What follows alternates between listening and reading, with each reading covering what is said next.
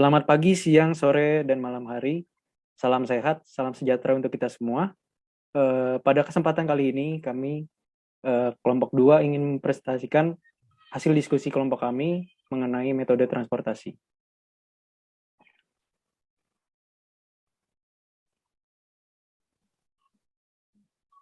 Sebelum itu, perkenalkan diri kami dulu.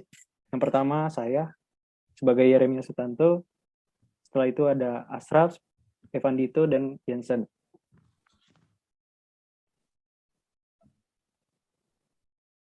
Latar belakang, kenapa sih kita harus belajar metode transportasi ini?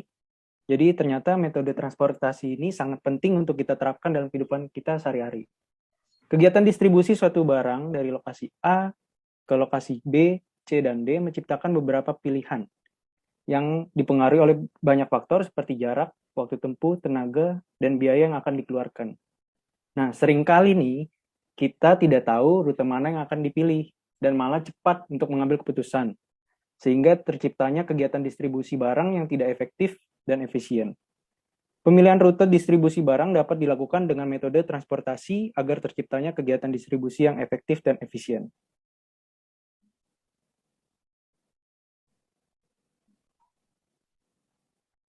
Pertama-tama, apa itu metode transportasi? Metode transportasi adalah metode yang digunakan untuk mengatur distribusi dari sumber-sumber yang menyediakan produk yang sama ke tempat-tempat yang membutuhkan secara optimal. Ciri-cirinya itu yang pertama ada sejumlah sumber dan tujuan tertentu. Yang kedua memiliki kuantitas komoditi atau barang yang spesifik dari setiap sumber dan yang diminta oleh setiap tujuan. Selanjutnya, komoditi yang dikirim atau diangkut dari suatu sumber ke suatu tujuan besarnya sama dengan kapasitas sumber. Yang terakhir, memiliki ongkos pengangkutan komoditi dari suatu sumber ke suatu tujuan yang spesifik.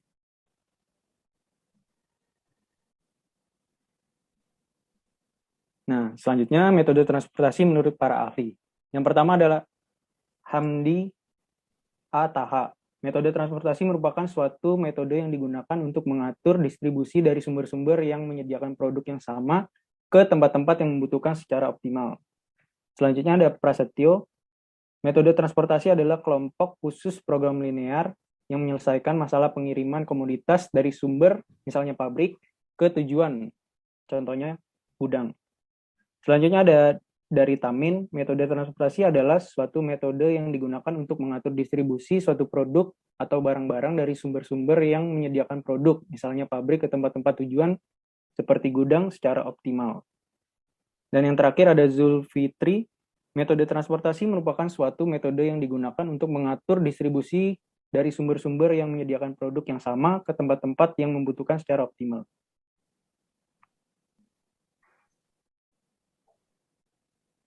Tujuan metode transportasi. Yang pertama, mengatur distribusi barang dari penghasil untuk memenuhi kebutuhan tujuan dengan biaya minimal.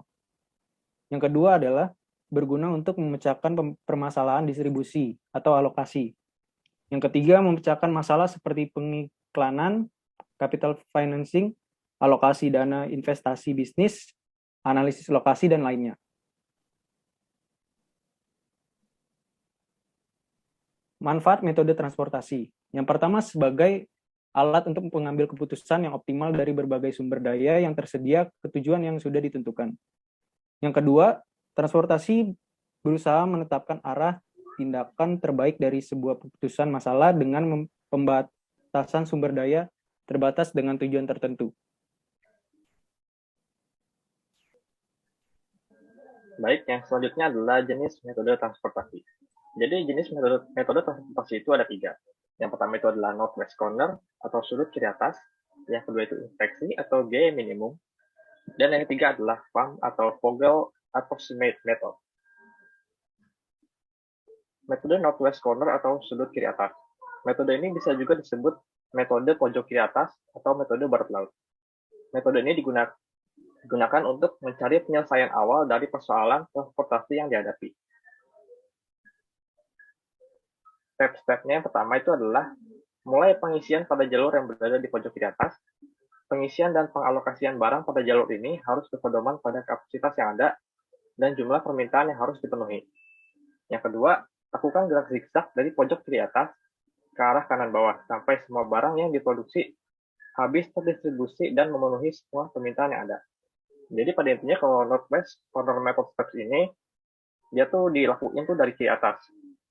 Kemudian lanjut ke sini, ke bawah, kanan, dan seterusnya. Sampai semua permintaan dari gudang itu bisa dipenuhi.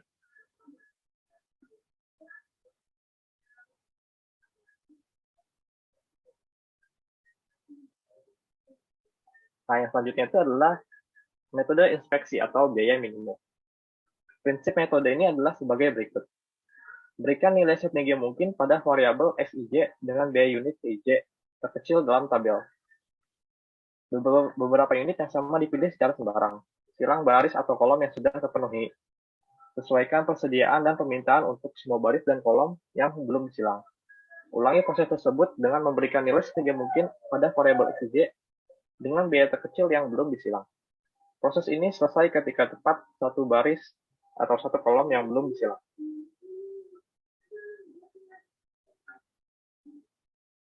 Ini stepnya. Yang pertama, mulai pengisian pada jalur yang berada di pojok kiri atas. Pengisian dan pengalokasian barang pada jalur ini harus berpedoman pada kapasitas yang ada dan jumlah permintaan yang harus dipenuhi.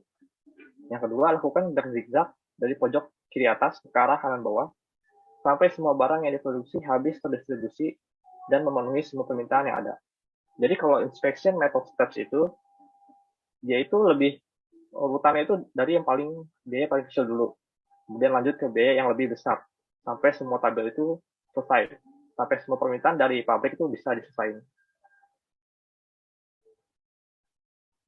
Nah, yang ketiga ini adalah metode FAM atau Vogel Approximate Method. Metode FAM ini diperkenalkan oleh W.R. Vogel pada tahun 1948. Prinsip dari metode ini adalah dengan memilih masing-masing sebanyak 2 biaya terkecil antara setiap baris maupun antar kolom yang diasumsikan sebagai biaya. Kemudian hitung selisih dari kedua biaya terkecil tersebut. Bilangan-bilangan tersebut dikenal dengan istilah bilangan Vogel. Nah, ini stepnya. Yang pertama, hitung penalti dari setiap baris dan kolom. Nilai penalti didapat dari selisih antara nilai terkecil dari baris atau kolom dengan nilai terkecil kedua dari baris atau kolom yang sama. Yang kedua, pilih penalti atau selisih yang terbesar. Yang ketiga, alokasikan sebanyak mungkin barang pada sel dengan biaya terkecil. Yang keempat, hentikan proses bila semua barang telah dialokasikan dan semua permintaan telah dipenuhi. Jika belum terpenuhi, ulangi langkah 1 dengan syarat baris atau kolom dengan jumlah barang 0 tidak ikut diperhitungkan pada iterasi berikutnya. Nah, untuk lebih lengkapnya akan dijelaskan oleh teman saya, Evan Dito Rizky. Baik, terima kasih Johnson. Di sini kita akan membahas 3 soal metode transportasi, yaitu metode FAM, metode inspeksi, dan metode Northwest Corner. Di sini saya bacakan soalnya dulu. PT Lele Bahagia yang merupakan perusahaan pertanian asal Jawa Tengah memproduksi padi dan menyimpannya di 3 gudang, yaitu gudang 1, gudang 2, dan gudang 3. Setiap bulan padi tersebut dikirim ke 5 pabrik pengolah padi yang berlokasi di Jawa Timur, yaitu pabrik 1, 2, dan 3, 4, dan 5. Jumlah padi yang tersedia di gudang 1, 2, dan 3 setiap bulannya adalah 400 ton, 550 ton, dan 250 ton. Sedangkan jumlah padi yang diminta oleh pabrik 1, 2, 3, 4, dan 5 setiap bulannya secara berturut-turut adalah 200, 150, 250, 350, dan 250 ton.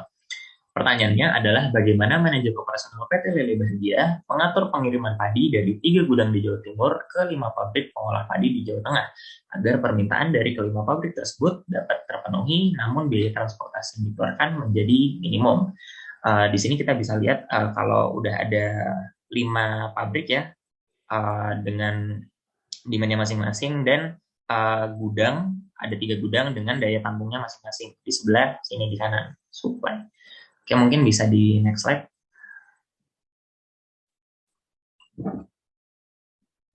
Oke, baik. Yang pertama kita akan membahas metode Northwest Corner.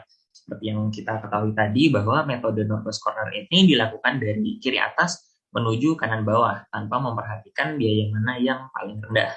Oke, baik, kita mulai dari kiri atas. Di sini bisa kita lihat pabrik kita ingin mengalokasikan barang dari pabrik 1 ke gudang 1. kita alokasikan di sini 200.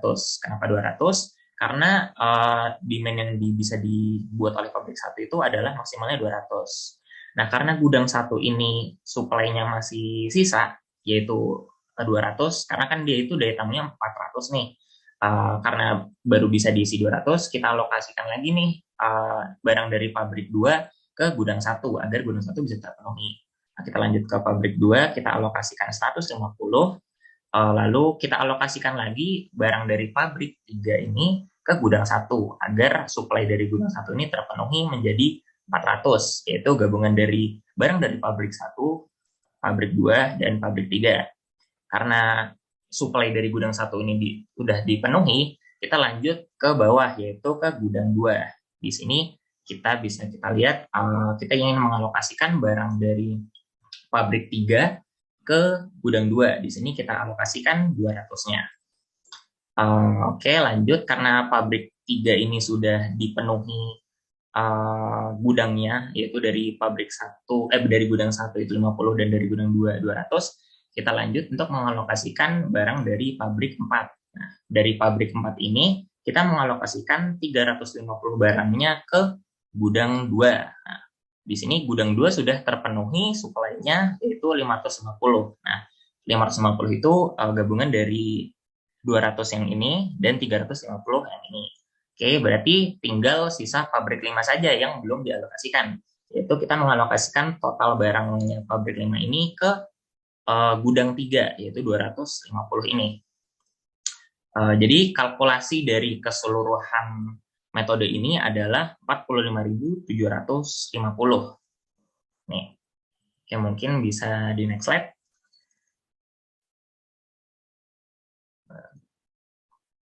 Oke, baik. Yang kedua adalah metode inspeksi. Nah, seperti yang tadi sudah dibilang oleh kelompok saya ya, kalau metode inspeksi ini dilakukan dengan memprioritaskan biaya paling rendah yang dikeluarkan. Berbeda dengan metode inspeksi, urutan metode inspeksi dimulai dari cost yang paling rendah.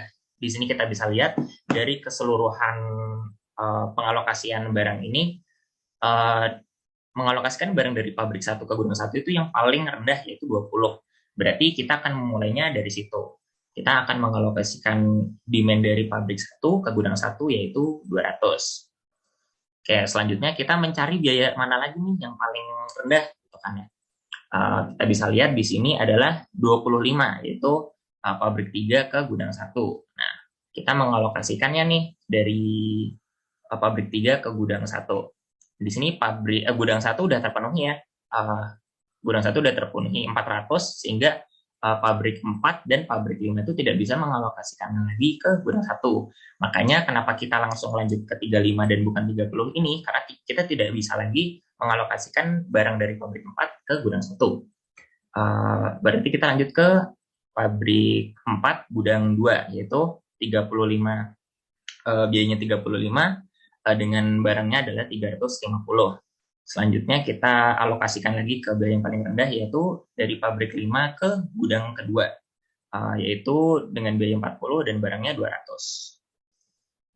Selanjutnya kita alokasikan barangnya itu dari pabrik 5 ke gudang 3, yaitu 50 buah barang. Selanjutnya kita akan mengalokasikan barang dari pabrik 3 ke gudang 3, yaitu 50 buah barang. Dan step terakhirnya adalah mengalokasikan 150 barang dari pabrik 2 ke gudang 3. Oke, nah jadi hasil kalkulasi dari metode ini adalah 41.500. Oke, mungkin bisa di next slide.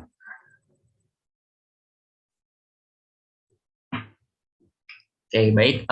Kita akan membahas metode FAM. Dan metode FAM ini sendiri dilakukan dengan cara melakukan selisih dua biaya terkecil baik secara vertikal dan horizontal. Nah, setelah diselisihkan, kemudian dicari nilai selisih terbesar dan dari kolom atau baris selisih terbesar tersebut dicari biaya yang paling rendah. Nah, selisih ini dilakukan terus-menerus sampai seluruh demand dan supply terpenuhi. Di sini ada 8 step ya sampai kita menyelesaikan soal, tapi aku akan menjelaskan step pertamanya saja karena step kedua sampai step ketujuh itu kurang lebih sama. Di sini kita akan mencari selisih dari horizontalnya dulu ya. Di sini kita bisa lihat di horizontal ini yang saya annotate, dua biaya paling rendahnya itu adalah 25 dan 20. Nah, di sini kita tulis selisihnya adalah 5 ya. Terus horizontal yang kedua adalah ini. Kita bisa lihat dua biaya terkecilnya adalah 40 dan 35. Nah, selisihnya adalah 5. Lalu dari horizontal yang ketiga, kita bisa lihat kalau biaya terkecilnya itu adalah 40 dan 30. Nah, kita cari, dapatlah selisihnya 10. Oke, kita akan mencari selisih dari vertikalnya ya. Yang pertama ini, ada 20, 60, dan 30. Kita bisa lihat kalau dua biaya terkecilnya adalah 30 dan 20, maka selisihnya adalah 10 ini. Lalu vertikal yang kedua itu adalah 40, 70, dan 40. Dua biaya terkecilnya itu adalah 40, maka selisihnya adalah 40 kurang 40, hasilnya sama dengan 0. Vertikal yang ketiga itu adalah 25, 55, dan 80. Bisa kita lihat dua biaya terkecilnya adalah 55 dan 25. Kita mencari selisihnya dan mendapatkan hasil 30. Lalu untuk vertikal yang keempat itu adalah 30, 35, dan 50. Bisa kita lihat dua biaya terkecilnya adalah 35 dan 30. Kita cari selisihnya dan mendapatkan hasil 5. Lalu vertikal yang kelima itu adalah 50, 40, dan 45. Nah, kita bisa lihat kalau selisih dari biaya terkecilnya adalah 40 dikurang 40 dan menghasilkan hasil 5. Nah, dari selisih tersebut bisa kita lihat bahwa yang paling memiliki selisih terbesar adalah di sini, di 55 dikurang 25, 30. Jadi kita mengambil, kita memulai dari bagian ini dulu. Kita mengalokasikan barang dari pabrik 3 ke gudang 1, makanya. Baru selanjutnya kita melakukan step yang sama persis untuk kita melakukan step yang sama persis sampai akhir, yaitu mencari selisihnya lagi, dan mencari selisih paling besar dari penyelisihan horizontal dan vertikal tersebut. Bisa kita lihat kalau dari step keduanya itu kita menghasilkan selisih paling besarnya adalah bagian ini, yaitu ke bagian pabrik 1 dan gudang 1. Step ketiganya kita adalah 60 minus 30, yaitu 30. Ke step yang ini, lalu bagian keempatnya adalah step yang ini, pabrik 2 ke gudang 3. Step kelimanya adalah bagian yang ini, dari pabrik 4 ke gudang 2. Lalu step 5-nya adalah bagian yang ini, mengalokasikan barang dari pabrik 5 ke gudang 3. Lalu step terakhirnya adalah ini, dari pabrik 5 ke gudang 2. Oke, mungkin boleh saya di next slide.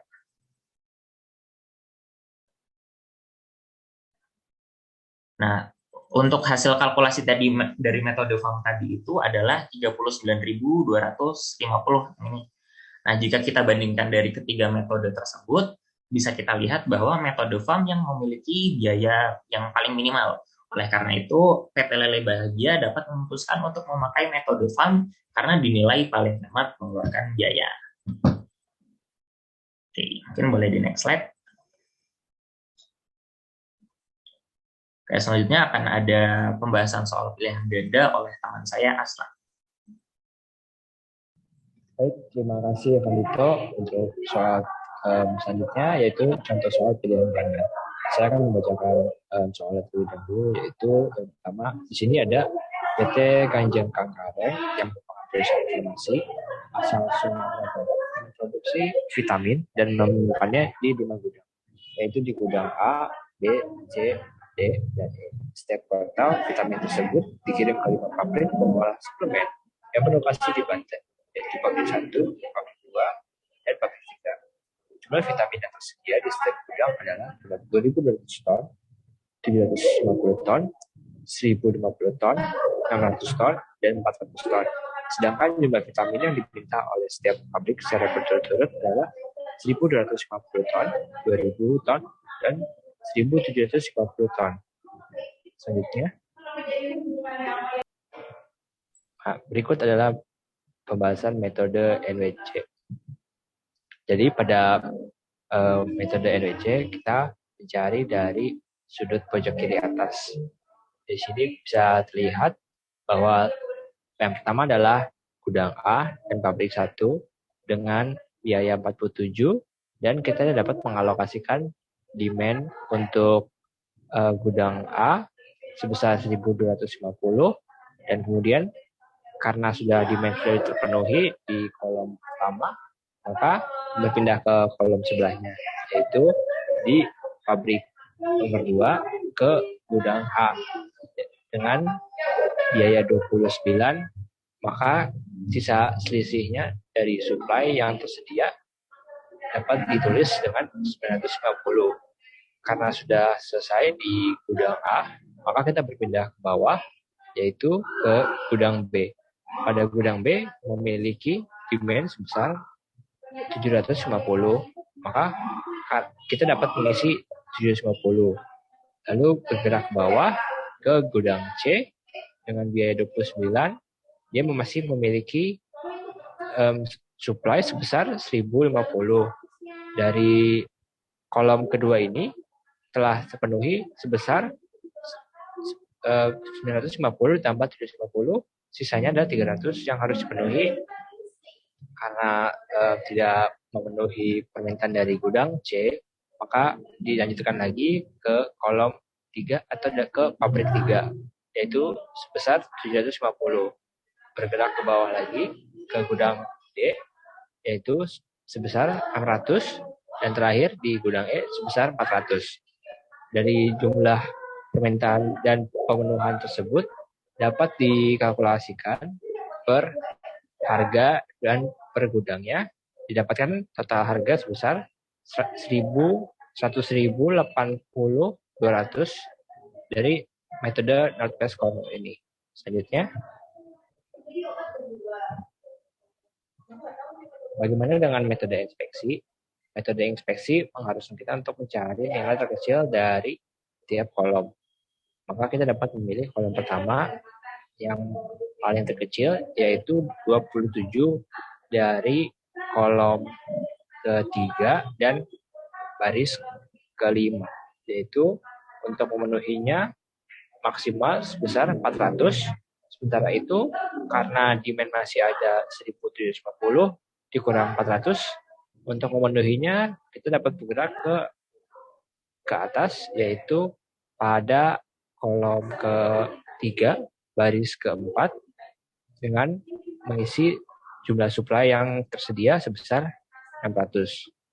Kemudian pada kolom kedua baris pertama terdapat demand sebesar 2000 dan itu dapat dipenuhi secara langsung oleh pabrik, sehingga dapat langsung diisi 2000 untuk memenuhi demand yang ada di kolom kedua.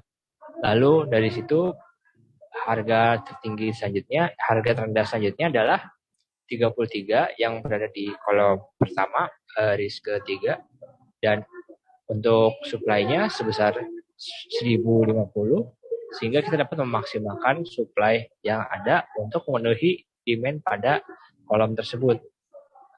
Lalu selanjutnya bergerak lagi naik ke atas yang lebih mahal di kolom ketiga baris kedua, yaitu sebesar 36 untuk mengisi kekosongan dari kolom ketiga dan untuk memaksimalkan supply yang ada sebesar 750. Dari angka-angka yang sudah ditentukan tersebut, kita dapat menghitung total biaya inspeksi sebesar 100.057.250. Selanjutnya,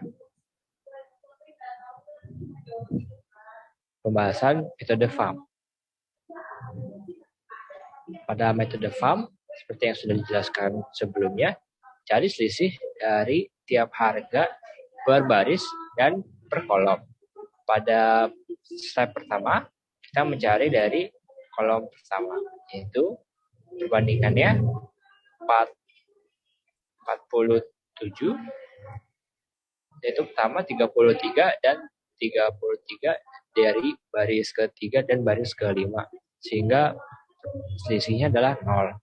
Lalu pada kolom kedua, selisihnya tetap 0 karena biaya terkecilnya yaitu 29 dan 29, dan pada kolom ketiga kita mendapatkan bahwa dua biaya terkecilnya adalah 29 dan 27, sehingga selisihnya sebesar 2. Kita bergerak ke selisih dari tiap baris. Pada tiap baris pertama, yaitu biaya terkecilnya adalah 45 dan 29, sehingga didapatkan selisihnya sebesar 16. Pada baris kedua, 38 dan 26, selisihnya sebesar, itu kayak salah ini. Salah. Pada baris kedua, yaitu 38 dan 36, sehingga selisihnya 2. Pada baris ketiga, 33 dan 29, jadi selisihnya 4. Lalu pada baris selanjutnya, 39 dan 29, selisihnya 10. Lalu pada baris terakhir 33 dan 27. Sehingga jika didapatkan dari total selisih yang paling tinggi adalah pada baris pertama, yaitu 45 dikurang 29 dengan selisih 16. Maka dari itu kita menentukan bahwa biaya terkecil adalah 29 dan memenuhi demand dari kolom kedua tersebut, yaitu sebesar 2.000. Lalu proses ini akan diulang-ulang sehingga demand dan supply dapat terpenuhi dengan maksimal dari selisih yang paling besar dahulu untuk diisi dari tiap kolom dan baris. Dari total selisihnya tersebut, kita dapat menentukan mana biaya yang paling kecil dari tiap baris dan kolom, sehingga didapatkan bahwa metode FAM menghasilkan biaya sebesar 100.057.250. Selanjutnya, maka jawabannya adalah untuk nomor 1, metode transportasi apa yang menghasilkan biaya terkecil? Untuk inspeksi dan FAM, keduanya menghasilkan biaya terkecil, sehingga jawaban yang benar adalah E. Yang kedua, metode transportasi apa yang menghasilkan biaya terbesar? Yaitu Northwest. Lalu untuk nomor 3, berapa biaya terkecil yang harus dibayar? Sebesar C, 157.150. Untuk nomor 4, yaitu berapa biaya terbesar jika menggunakan metode lain? Yaitu sebesar 180.200. Lalu besaran perbedaan antara biaya terkecil dan terbesar adalah 22.950. Selanjutnya,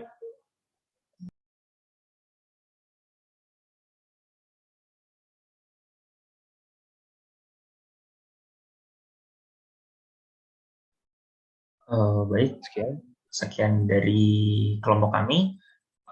Terima kasih Pak Donan dan teman-teman semua. Apabila ada pertanyaan, silakan di discussion forum. Terima kasih.